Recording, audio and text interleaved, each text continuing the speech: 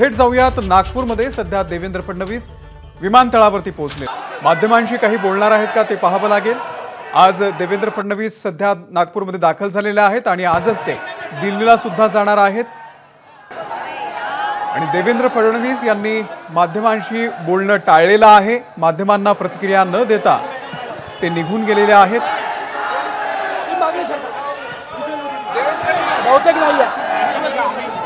सध्या ते नागपूरमध्ये दाखल झालेले आहेत। आज दिल्लीमध्ये जाऊन केंद्रीय गृहमंत्री अमित शहा यांच्यासोबत ते बोलणार आहेत।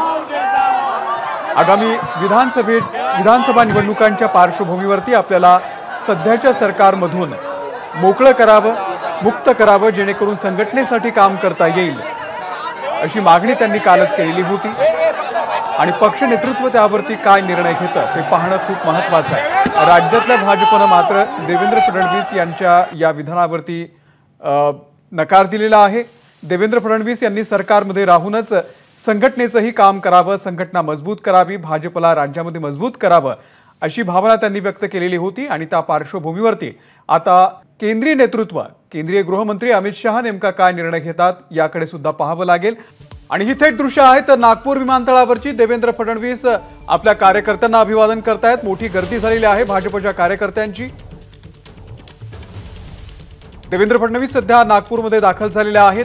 मुंबईवरून ते नागपूरमध्ये दाखल झाले आणि यानंतर ते आता दिल्लीला सुद्धा जाणार आहेत।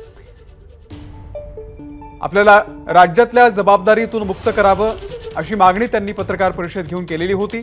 आणि त्यानंतर आता केंद्रीय नेतृत्व नेमकं काय निर्णय घेतं त्याकडे सगळ्यांचं लक्ष आहे। सध्याची ही नागपूर विमानतळावरची दृश्य आहेत। देवेंद्र फडणवीस सध्या नागपूरमध्ये दाखल झालेले आहेत आणि ते आजच दिल्लीला जाणार आहेत केंद्रीय गृहमंत्री अमित शहा यांना भेटण्यासाठी। बघा नीट,